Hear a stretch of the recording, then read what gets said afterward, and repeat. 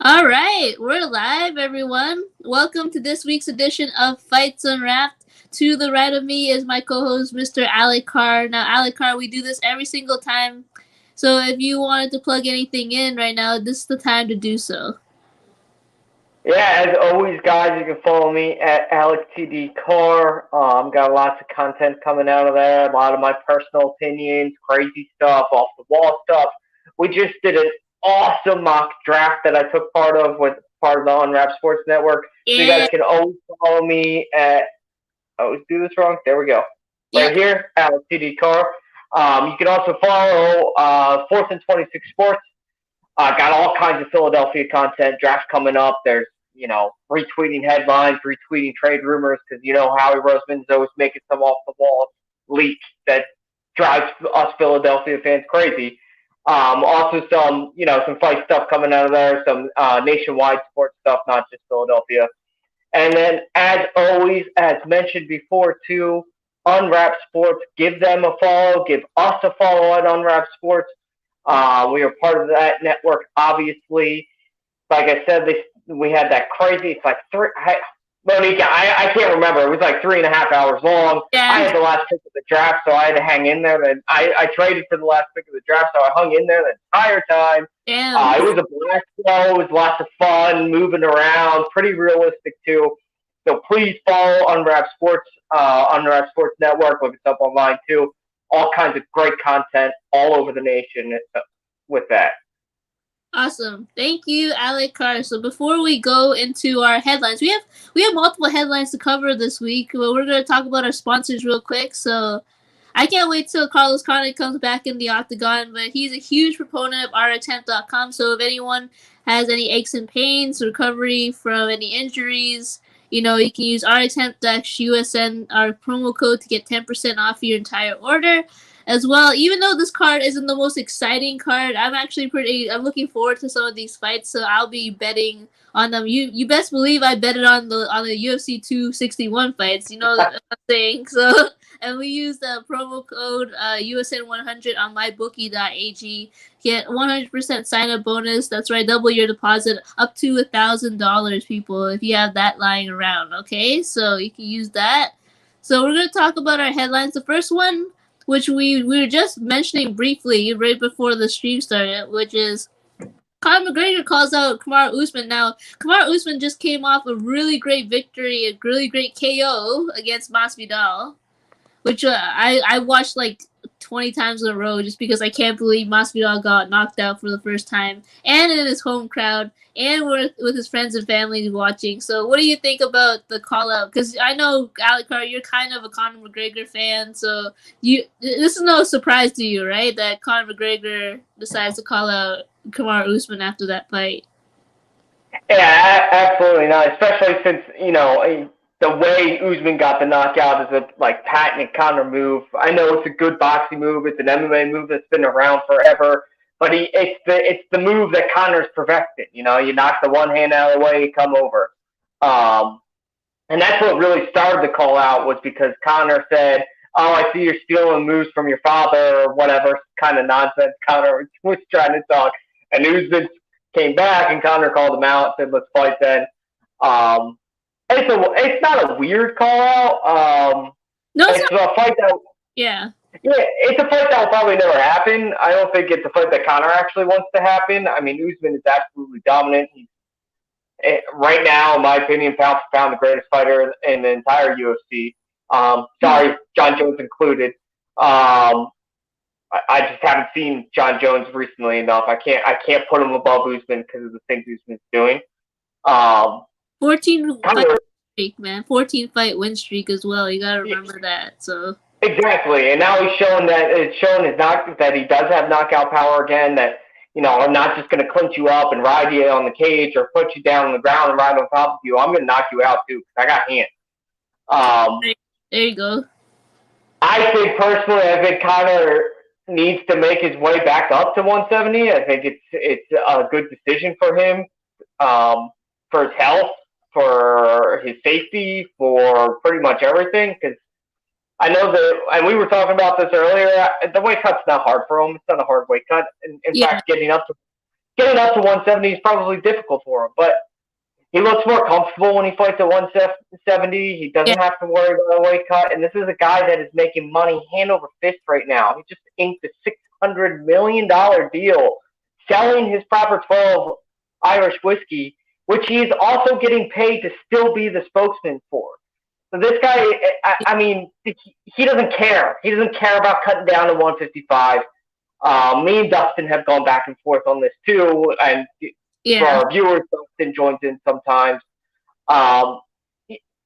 He doesn't have the same edge. This guy is the richest UFC fighter of all time at this point. I mean, it's not even close. He's a half a billionaire. So, yeah. I don't know. I would love to see this fight just because the trash talk beforehand would be absolutely epic. But I don't know. How do you feel about it? I think it's an easy Usman victory if it ever happens.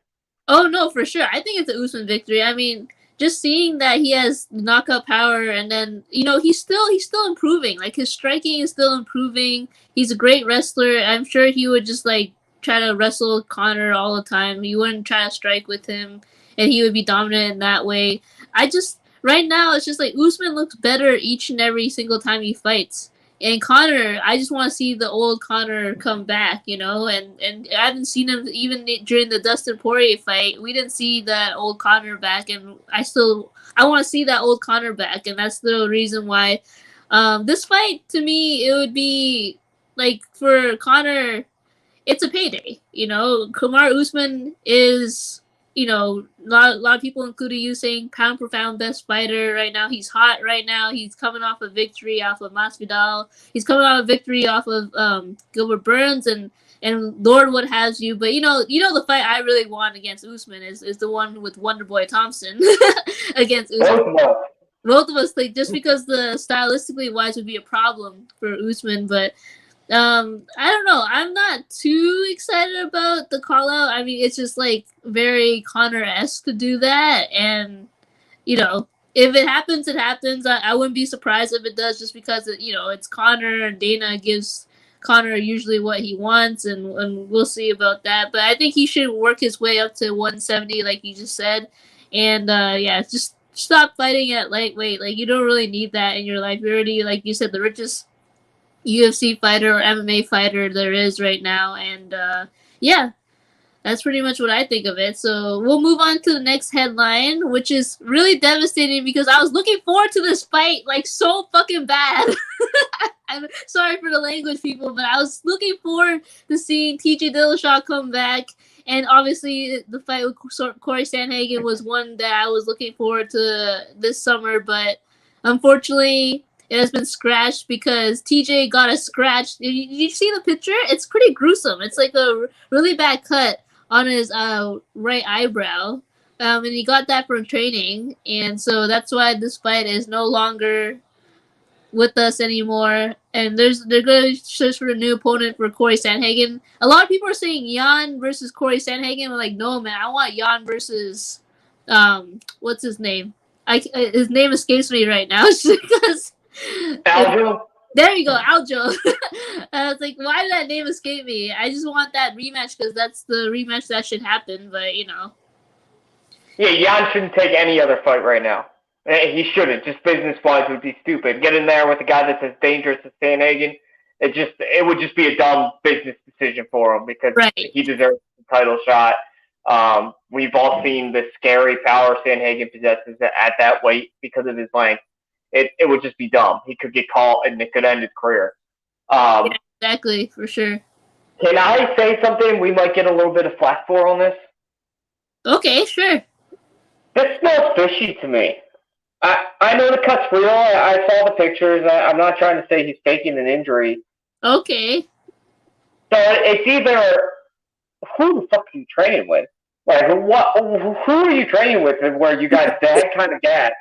Like, what gym are you in? What trainers are you training with? What sparring partner? Is your sparring partner fired and banned from forever? Because you can't have that happen when you're in a fight camp or ever when you're training. I mean, especially at this level, it just doesn't make any sense to me. Now I I'm saying it smells fishy. I'm not blaming TJ Dillashaw for trying to say punch me in the face and cut me. Mm-hmm. But it's just everything this guy does is just so shady these days. I mean, I just can't trust him. He's a snake. Everybody knows his emoji. Everybody puts the snake emoji right beside his name for a reason. You know that. So yeah, like what were you doing? Bare knuckle fighting before the fight? Like, I just don't understand it. Did he not have headgear on? Yeah. Training, is he going to change training camps now? This is unforgivable. Somebody's got to get fired for this. You just lost out on a huge payday. Right. Yeah. Your comeback fight. So, and that doesn't sound like TJ to me. So I don't know. It just, if he didn't, I'm not, like I said, I'm not saying he did it on purpose, but he obviously put himself in a risky situation and had no problem with it. Right. I don't think he wants to fight Sanhagen. I don't think he wants to fight anybody because he's afraid of post-steroid TJ getting destroyed by everyone he fights. I don't know. It's just a weird one for me. It's a really weird one.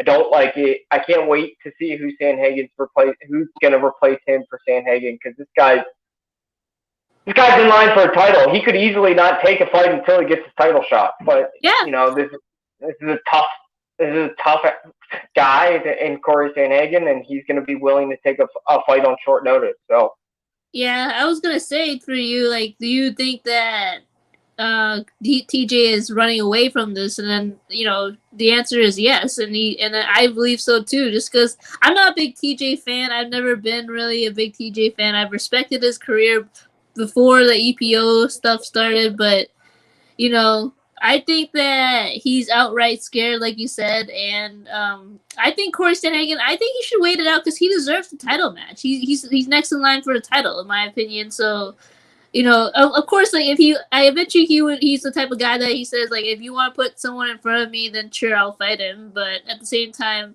he's next in line for the title, so I don't think that there's anything wrong with that. I don't think there's anything wrong with waiting for the title shot, after Jan versus Aljo 2, whatever that's going to be. So they haven't talked about it. How crazy would it be? I'm just going to throw this out there and then we can move on. How crazy would it be if Cejudo came back to fight Sanhagen on short notice? That would be fun. That would be fun. Because this is the second ABC fight ever.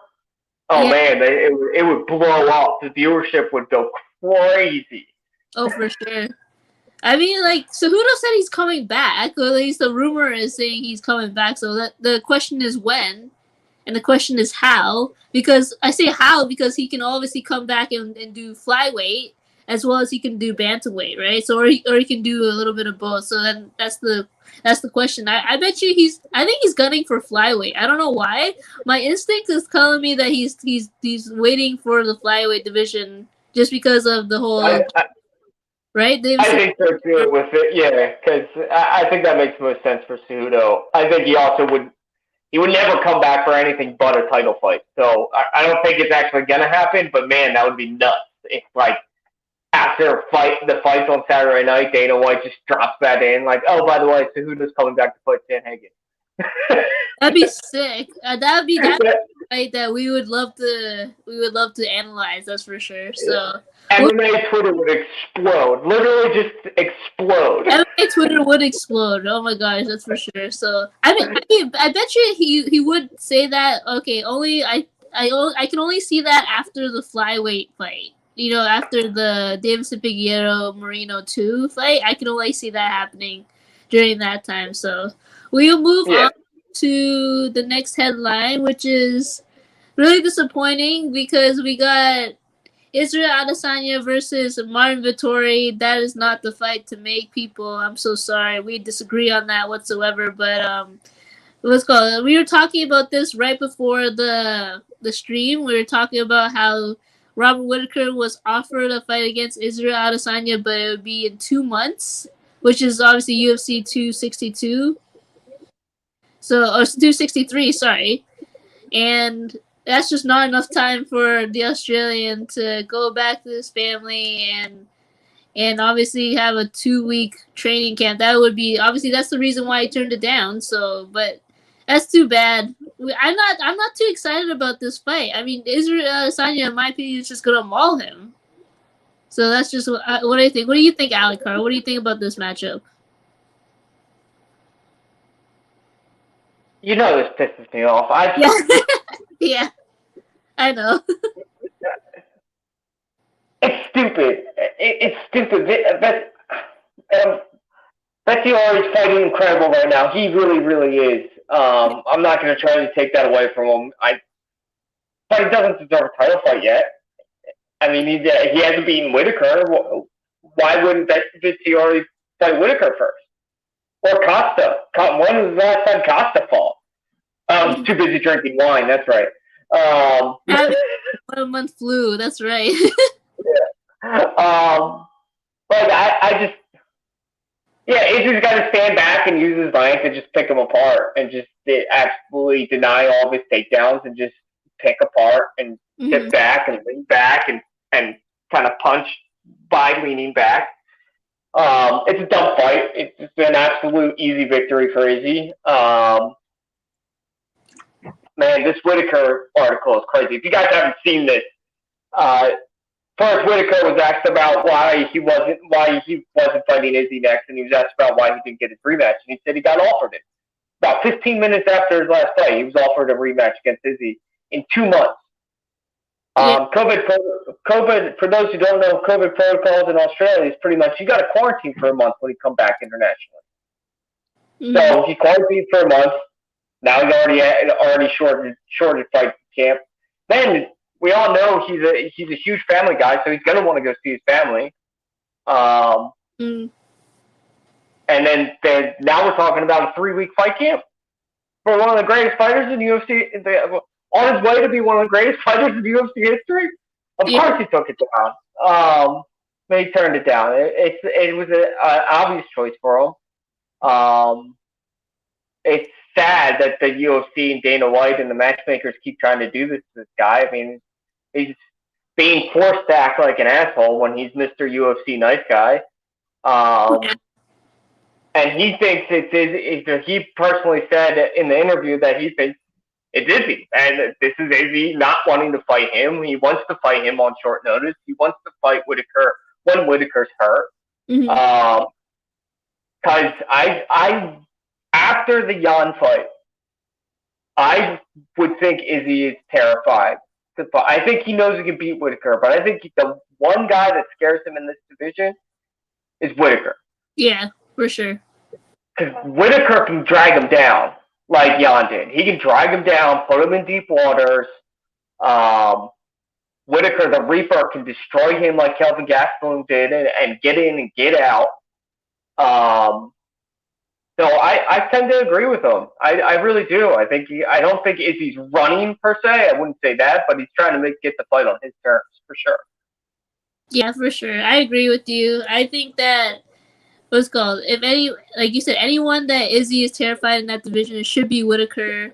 I mean, because Vettori, I think it's an easy win, honestly, against Izzy. So it's. I mean, I get it, like because he's fighting really good. He's beaten certain opponents. He hasn't been, like you said, Costa or Whitaker, which would make total sense in terms of like being next in line for the title. But at the same time, it makes sense. This fight kind of makes sense. I can see why the matchmakers made this up. I can see why they offered Whitaker that 2-month fight notice, like just because I think they never wanted that fight to happen. I think they really didn't. They wanted Vettori versus Izzy. They really wanted an easy win for Izzy, and I don't know why they just keep trying to screw over Whitaker. And you're right about that, Alikar. Like we're always talking about that since like the beginning of time. That Whitaker is the nicest guy in the UFC, but he keeps getting screwed over when it comes to opportunities. Yeah. For sure. Also, I just want to say this too: Marvin Vettori should not be the number 3 ranked contender in the middleweight division. He hasn't beat anyone in the top 5, right? He hasn't beat Canier or Garrett Brunson. So yeah, or Brunson, yeah. So Honestly, I would have loved to see Vettori fight Darren Till like he was originally supposed to. I Yeah, think that would have been a great next fight for him. I think it would make sense for both fighters because both of them. The whole thing doesn't make any sense. It smells of let's get Izzy an easy win in the middleweight division to welcome him back to his division, and I hate it. I hate it because Izzy. yeah. And if it's true that Izzy's pulling some strings and wanting to fight on his terms, I will lose a lot of respect for him. A lot of respect. Yeah. Yeah, me too. I mean, I don't want to think that just because it's Izzy, and I do have a lot of respect for him, but you just never know nowadays, and people they pay politics all the time, right? So Yeah, and he just had his first big loss, so it yeah. would make sense. Speaking of which, shout outs to my boy Craig saying that he would offer the date in June. It was just Yeah, impossible to meet. That's for sure. yeah, he would have had like a 2 or 3 week fight camp. It's freaking ridiculous. 14-day quarantine. Yeah. Exactly. That takes a long time, and a long time from a fight camp. So there you go.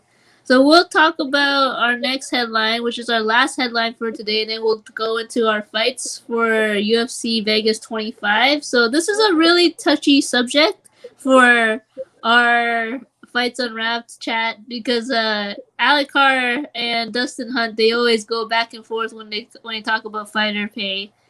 But that's our next headline for today. I know, right? We had to talk about it. So fighter pay, just in general, talking about how UFC fighters or just MMA fighters in general are not paid enough. But Alec Carr always, you make the argument that at least in the UFC they get paid a little more than they do in other promotions as well, right? And Yeah. I don't know what Dustin says because like y'all go paragraph to paragraph in your responses, but he seems to So, disagree sometimes. So so where Dustin and I we absolutely agree on everything that he says, except for sometimes we get in arguments about UFC versus other promotions and stuff. yeah, But Dana White does make some outlandish claims that his guys make as much money as NBA players, as NFL players. They yeah, make as much money as boxers, and that's just not true. It's just not true. They don't make that much money. You got some of your top guys pulling in $500,000 for a fight, whereas in boxing they're pulling in like 10 million. yeah, Um, so and the Dana and Jon Jones situation speaks perfectly to this. I yeah, mean, that's why I brought this up. I wanted to talk about it. Fighter pay is a big deal. It's an issue that I take very, very seriously. It's an issue that I believe in wholeheartedly. Yeah, my brand of the week, I haven't even gotten to it yet. Because fighter pay, MMA fighters, not just UFC fighters, MMA fighters do not get paid their worth whatsoever. I mean, you got some guys making 25K a fight. You got some guys making less than that. The prelim guys are lucky to take home like $5,000, $15,000 max. lucky, yeah. They get 2,000. Some of them only get Yeah, $2,000. It's crazy. yeah, it's crazy. It all depends upon the card, but still, it's insane. I mean, we got prelim fighters living out of cars. Dana White, like that doesn't happen in any other in boxing. That doesn't happen in the NFL or NBA.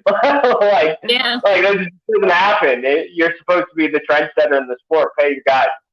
But the Jon Jones situation is absolutely absurd, ridiculous, insane, um, unbelievable. There's so many different words I could think of to say what this is. I mean, this is just nuts. Dana White is playing Jon Jones right now. Jon Jones, for those who don't know, made the jump to heavyweight a lot on Dana White saying you would make more money if you went up to heavyweight because that was Jon Jones' biggest hangup. Everyone forgets this, but Jon Jones' biggest hangup in light heavyweight was that the opponents were pretty weak and he couldn't get paid because of that. yeah, Dana told him, if you go up to heavyweight, man, we can pay you. We can pay you more money. We can give you the big venues. You won't be fighting Albuquerque anymore like he was. yeah, You'll be fighting New York, Vegas. You'll be fighting on Fight Island. You'll be fighting everywhere, man. And now it comes time to it. Jon Jones gets promised the winner of the Ngannou Stipe fight. everyone in MMA Twitter, if you're casual, if you're hardcore like me and Monique, everyone knew that Jon Jones was getting the next shot at the title of heavyweight immediately. We all knew it. Yeah. It was confirmed by Dana White. It was confirmed by every major reporter in the UFC, in the MMA, that Jon Jones was getting that next fight. Now we get to it, and Jon Jones asks for his worth. Mm-hmm. He is, by some, considered the greatest of all time. I would argue still Anderson Silva, but if he wins the heavyweight title, he might overtake Anderson Silva finally. Yeah. This is a guy that, if we go through his resume, has beaten all the greats, all of them.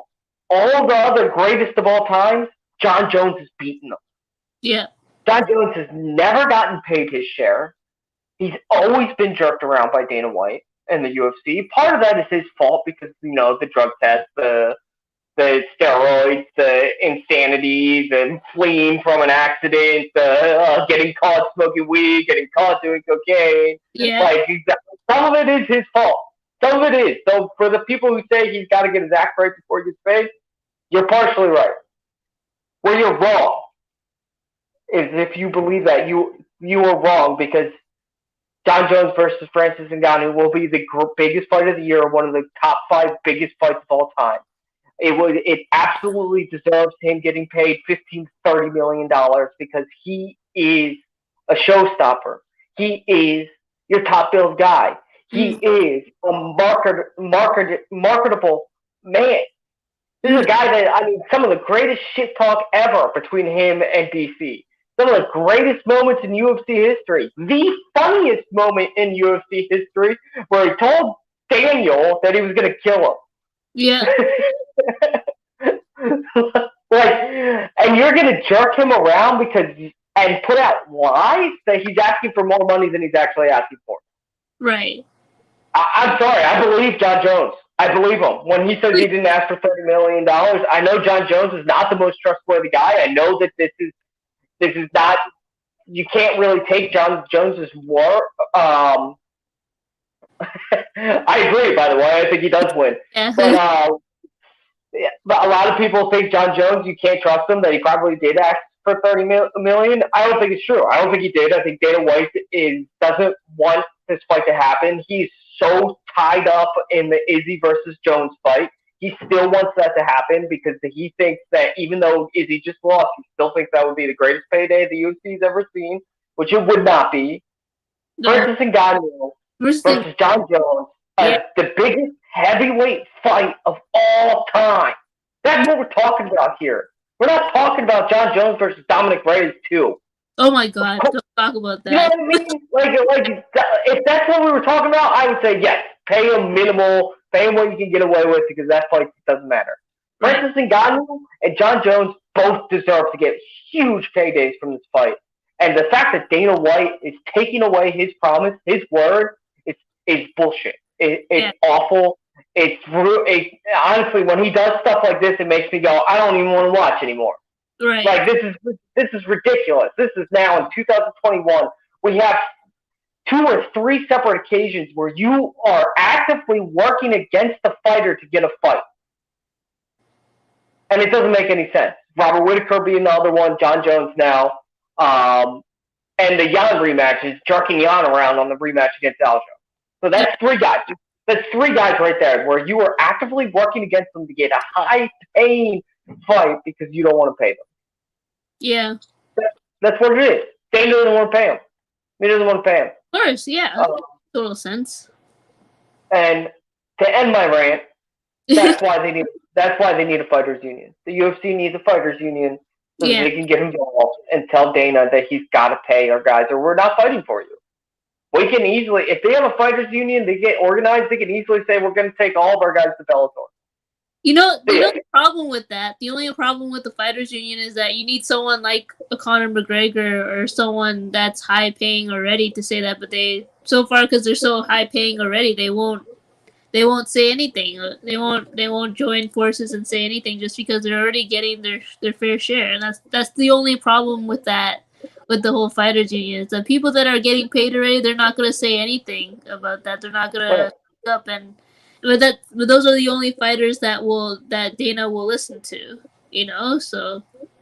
Right, and Dana knows that Jon, as much as I love Jon Jones, guys, Dana knows that Jon Jones is not smart enough to realize that he has a voice and could make an immediate impact on a fighters union happening. Yeah.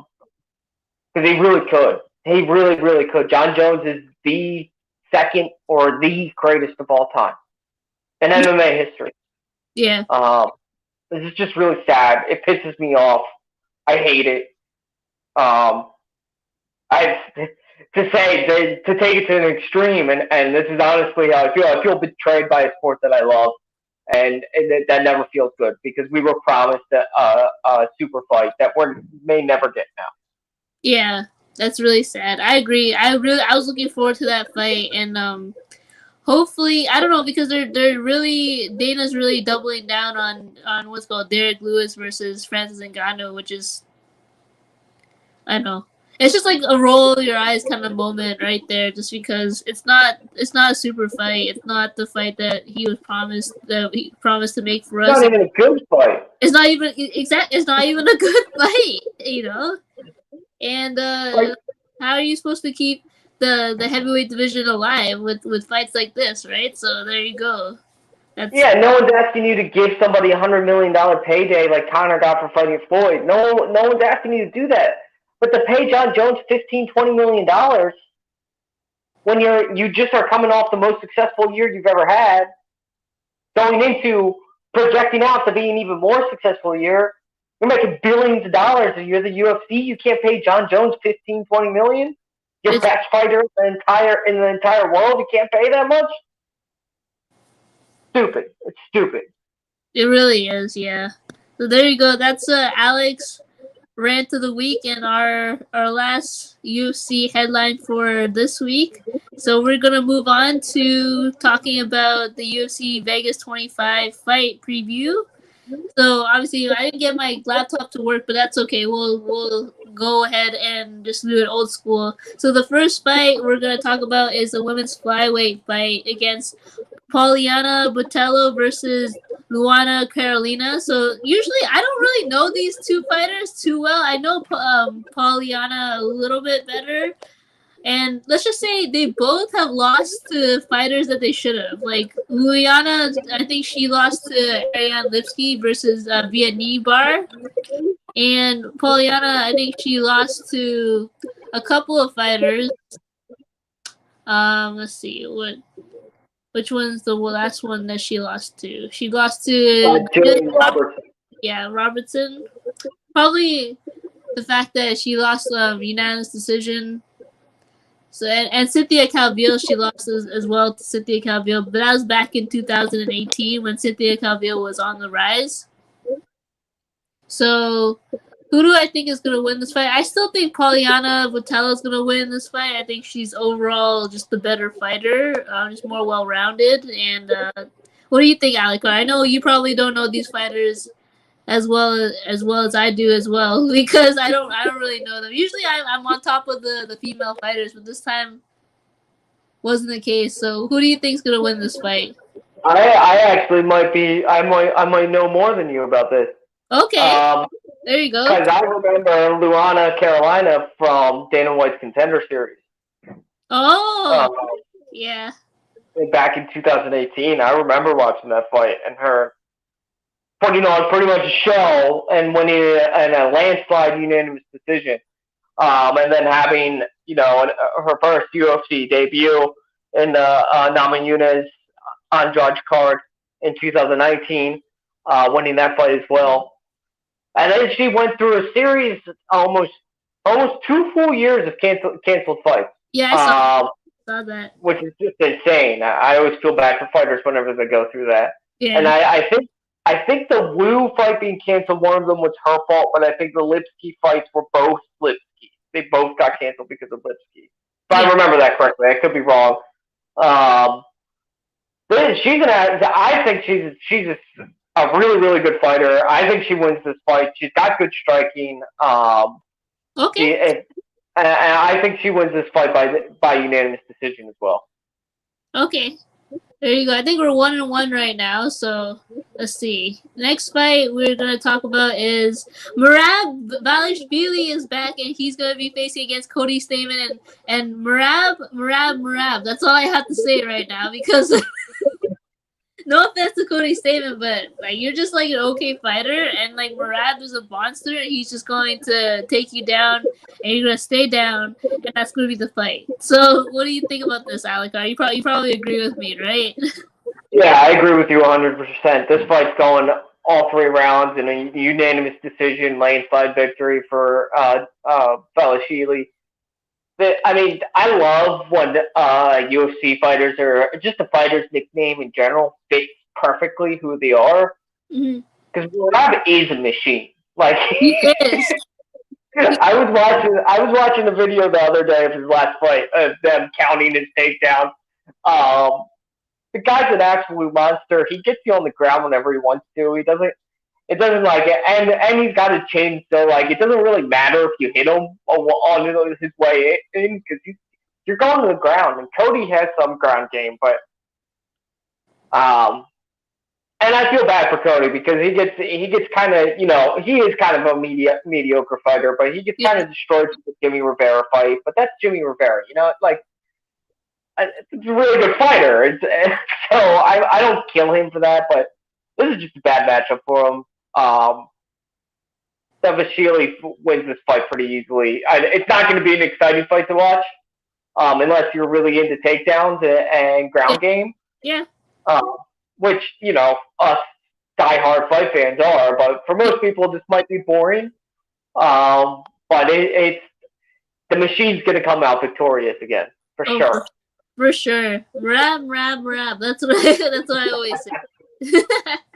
All right, so we're moving on to middleweight. And we got Sean Strickland versus Christa Joka, if I'm not pronouncing it correctly. That's a long name to pronounce Christa, but okay. Yes, it is. Yeah, I was like, am I pronouncing this correctly? I hope so. Sean Strickland has been on a really good run so far. We actually probably I remember like a few fights ago we said we didn't think he was gonna win a couple of fights and he actually did. So he's really good. He's on a really good tear right now. Jocko is very, very tough to beat as well. They have like mostly identical records for the most part. But Sean Strickland, I don't know, man. He's on a tear, so I'm actually going with him during this fight. So we'll see what happens. What do you think, Alikar? I agree with you. The fight we talked about is the Brandon Allen fight. We both picked against Sean Strickland because Brandon Allen's a good young fighter, kind of was on his own tear at the time. He just won his other fights recently too. So yeah. Before Sean Strickland, he won his Contender Series and went 1, 2, 3, a 3-win fight streak, with one of those wins coming against Kevin Holland. So Brandon Allen is a real deal. He's a really good fighter. He's not mediocre. Brandon Allen's good. He's a good fighter. He's a good. Sean Strickland kind of made him look like a piece of meat out there and just destroyed him in the first round. So for that reason, I do like Sean Strickland in this fight. I think it's over in the second round, early second round. Because I think if this does go the distance, I would say it probably ends up going the other way. I think if it goes past halfway through the second round, I think Jidoko is going to win because he's going to outpoint Sean Strickland for sure. So Sean Strickland's got to get working early, get him out of there. For sure, I agree.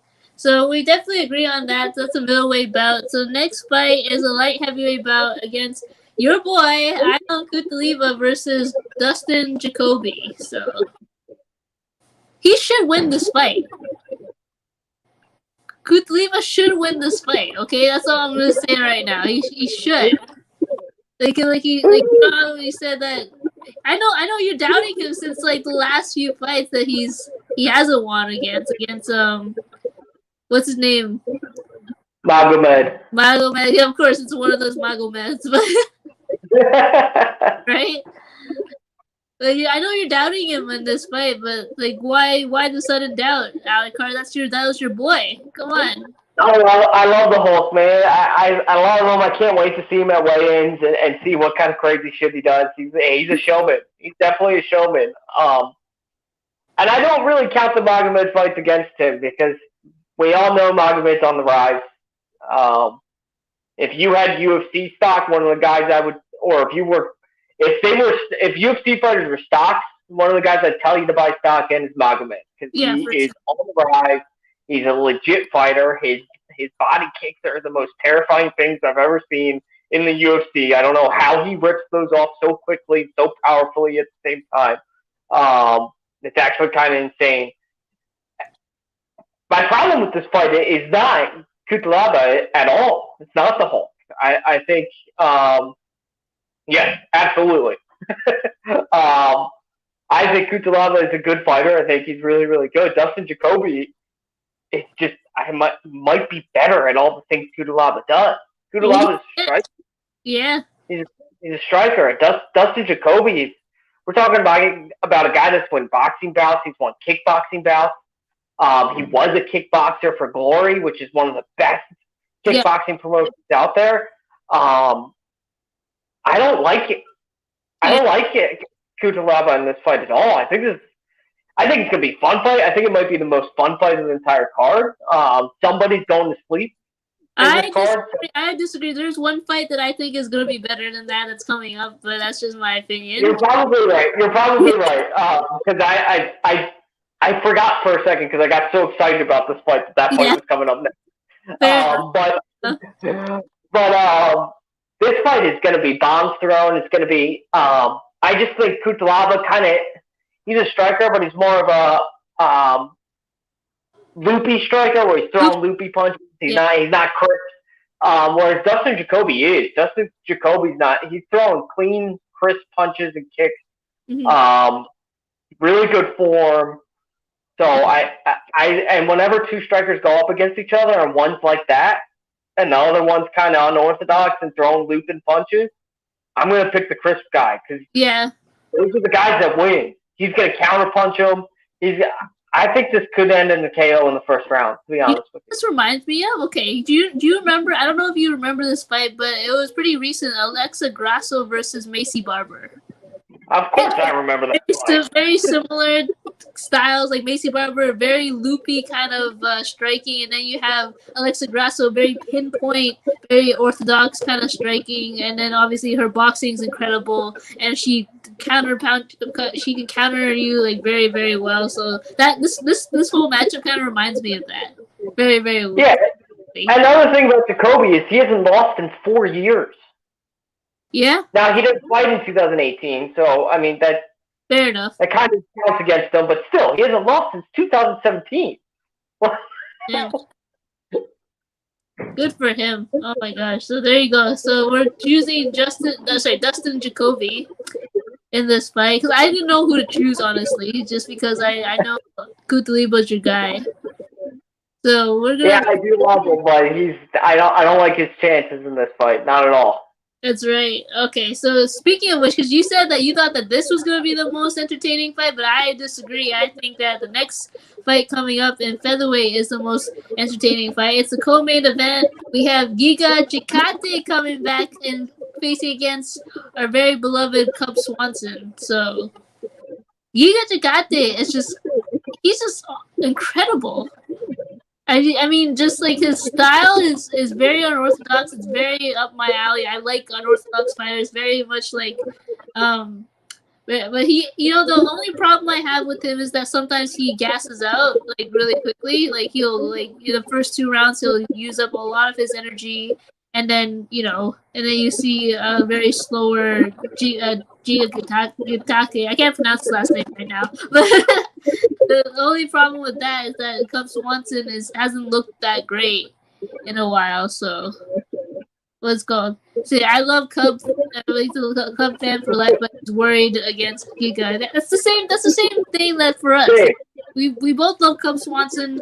We really do, but Giga is just like his striking is just really, really good, and he's a machine as well. So, what do you think about this fight, Alikar? You know, Cub looked really good in his last fight against Pineda. He really did. And that was for those who don't remember, that was in the Figgy Moreno card. Winning with the right hand in round 2. He looked like the Cub Swanson we were promised. The one that was supposed to be, you know, way back when. Scrolling down, look at it. Back in like 2012, 2013, 14, 15, when the guy that was supposed to take over the division, that's what Cub Swanson looked like last fight. But that was against not Giga. like this is just, you know, for somebody who's trying to make a comeback in the sport, especially a sport as hard as MMA. This is not a name that you want to see next on your schedule. Nope, not especially after a huge win. I mean, good for Cub because he clearly didn't have to take this fight. Yeah, he could have turned it down and said, "Dana, give me a different guy, okay, please." But yeah, this is just not a good draw for him. Giga is an absolute monster. This guy, again, if UFC fighters or MMA fighters were stocked, you better be pushing in a lot of your money in Giga because he's coming in. He could take over this division. He's coming in. Oh yeah, for sure. This guy's an absolute monster in the featherweight division. So, yeah, I think this thing is over and over pretty quickly. Sorry, Cub. We love you. I kind of hope I'm wrong, even though I love both fighters. Me too. I hope I'm wrong too, because I really want another Cub Swanson victory, but you know, because like I like Giga, but at the same time I don't like him as much as I like Cub. Like just because Cub's been one of my favorites for such a long time, and Giga is just like up and coming new hot prospect and stuff like that. So like I probably want a Cub victory, but we'll see. We'll see. Is he ranked? By the way, yes, he's 14th. Yeah. Okay, so he's 14th, Cub is 15th. It's an interesting fight because you would think Giga, on the hot streak he's on, would be fighting a guy like Barboza or Bryce Mitchell or somebody a little bit higher ranked. Yeah. But I think fighters in the division are afraid of this guy, and that's why he had to accept the Cub Swanson fight. So, sorry, Cub. I love you. We love you. But this might not be your night. That's right. We'll see. We'll see what happens. Okay, we'll see what happens. So, all right, now we got to our main event, which we're not too excited about because anytime I see the name Dominic Reyes, I just want to shoot myself in the head. Like that's like literally because you want to know what I do when I see it? I just go, oh, douchebag fighting. I know that's why I wanted. I just like right when I see that name against Yuri Prokaza. So that I think I pronounced that correctly, but Dominic Reyes is just, man, he's just so overrated as a fighter, and I'm not a big fan of him at all. And I hope Yuri knocks him out. I really do, because anytime I see Dominic Reyes, I just want to like, you know, like just like you said, oh, douchebag, right? So. And he's not that good of a fighter. Like there's so many fighters in the light heavyweight division. Like obviously, look at Jan versus him. That was a really big indicator of like levels of like how good a fighter is. Striking wise, Jan's better as well, obviously, and like on the ground, Jan's better. So then Dominic Reyes, just after that fight, he just got exposed. He got exposed as the overrated fighter that many people. You know, I don't think he doesn't have any fans out there. That's what I remember. I just know that a lot of people are really big Dominic Reyes fans, so I hope he gets knocked out. I really do. I think he does. Good. To be honest. Yeah. I agree with you on everything you said. I think that, and if you guys go back and if you've seen previous streams, you know exactly how I feel about Dominic Reyes. I think this is one of the most overrated fighters in UFC history. I think he's about to free fall in the division. I think he could be unranked. I don't think he's going to take a lot of fights after losing this one. So probably not by the end of the year, but I think this guy falls. I mean, looking at this light heavyweight division, who has some guys coming up like Krylov, like Yuri, like Magomed, like Hill, like Dominic Reyes is in trouble. I don't think he's better than Santos. I don't think he's better than Yuri. He's certainly not as good as Rakic. I can never say his name. Rakic. He might be better than Ozdemir, but I don't really know. I don't know for a fact. I know he's beaten him, but I don't know if he's better than him. He got exposed. You were right. Everything, like I said, everything you said was right. He got exposed in the Jan fight. Absolutely exposed. He's not a good, clean Chris striker. He's the self-proclaimed two-sport athlete, even though, I understand he's a Division I football player. That's a big deal. And you got to be a super freak athlete to be a Division I football player. I'm a huge football fan. I'm not trying to disrespect him for that. But he's not a two-sport pro athlete. And Jon Jones put him on blast for that. He's like, dude, stop saying you're a two-sport athlete. Yeah. Stop. This guy's a pretender. Dominic Reyes is a pretender. He's not a true contender. He's going to get exposed again, and I see a knockout early in the first round, to be honest with you. I think this fight's going to be over really quick. Dominic Reyes does not have good footwork. He does not have good striking defense, which is a really underrated aspect of fighting, especially in the UFC, is striking defense. I mean, if you want a good example of good fighting defense or great or elite striking defense, go look at Kamar Usman. The guy's striking defense is absolutely incredible. You could go look at the Colby fight. You could swear that somebody's hitting him and landing fights, like landing strikes in the Colby fight. But if you go back and watch that, Colby didn't land more than one or two clean shots on him. Yeah. And in the Masvidal fight, again, no clean shots.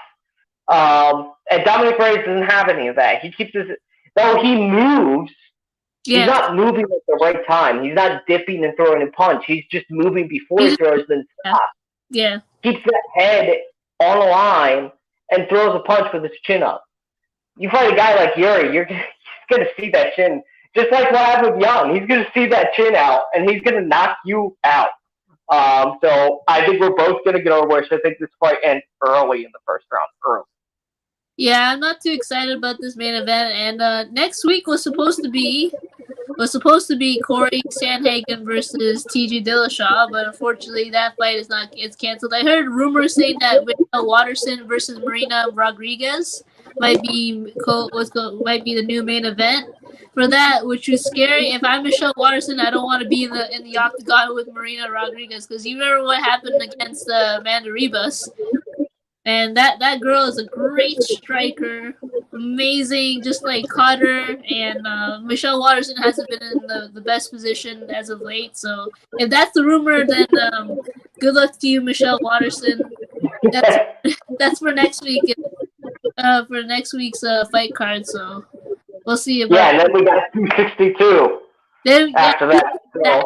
That is gonna be that's the day after. Yeah, 2 more fights into the biggest fight card of the year. I feel like I say that every major event, every pay-per-view coming out, it's the biggest one of the year. I'm so pumped for that card.